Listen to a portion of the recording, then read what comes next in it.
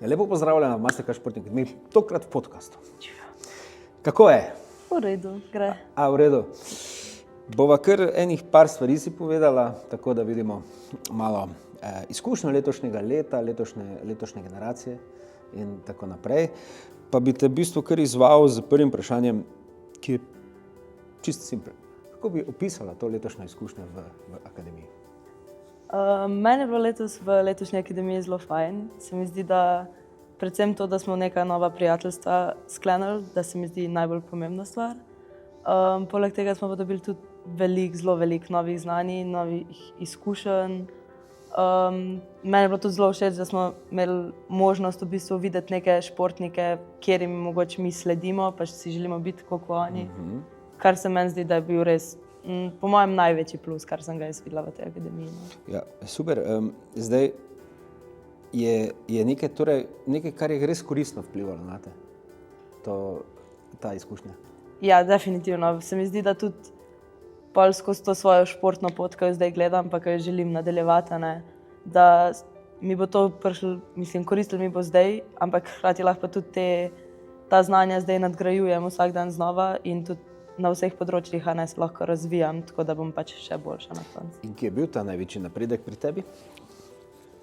Jaz bi mogoče rekla, da je bil največji napredek pri športni prehrani, ker je bilo to nekaj prej, kar, ne vem, se mi zdi, da tudi pri športih pa tako je tako nek velik tabu.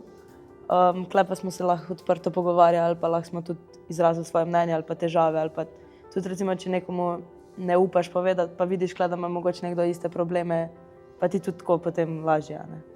Športna prehrana, zagotovo.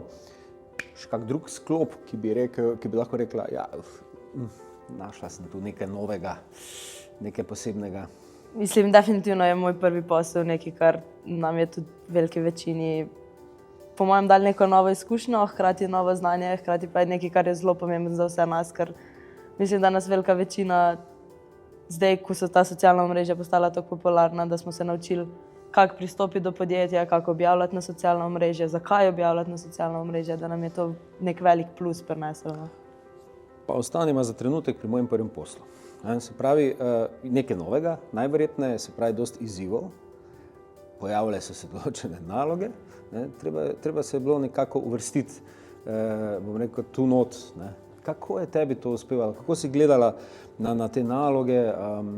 Kaj je to v bistvu predstavljalo? Ne samo verjetno nekaj novega zagotovo, ampak kako je potekala ta pot? Morda, če nam lahko malo izdaš. Sigurno so bili neki izzivi, no, to je sigurno. Recimo, jaz, ko prihajam iz športa kajaka, pa smo imeli prvi posel glede nogavic, težko je kombinirati, ni glih neke povezave, da bi jo ti kar našel. Širiti je treba, ja. In se mi zdi, da si se mogel res razviti izven okvirja, da si mogel najti neko, mogoče pa še nekako najdeš povezavo, pa mogoče se tudi naučiš, da recimo, čeprav sem iz kajaka, pa lahko objavim tudi nekaj glede fitnessa, pa lahko objavim recimo, da grem teč, vidiš tudi, da lahko neke druge stvari, ki pa niso sam kajak. Zagotovo ne. Namen prvega posla v športu je dejansko širiti obzorja športa. In na nek način hitro ugotoviš, da je šport nažalost tudi posel in posel šport. To se res prikriva iz dneva v dan. Tisti, ki se zna vklopiti, kar mislim, da ste se z temi nalogami tudi seznanili, tisti v bistvu ima korak prednosti. Ali bom rekel en za veslaje, ali kako bi bilo. Zdaj, pri letošnji izvedbi akademije, zdaj tisti top highlight, kaj je bilo najbolj? Kaj je bilo res tebi najbolj všeč? Mislim, morda trenutek, dogodek,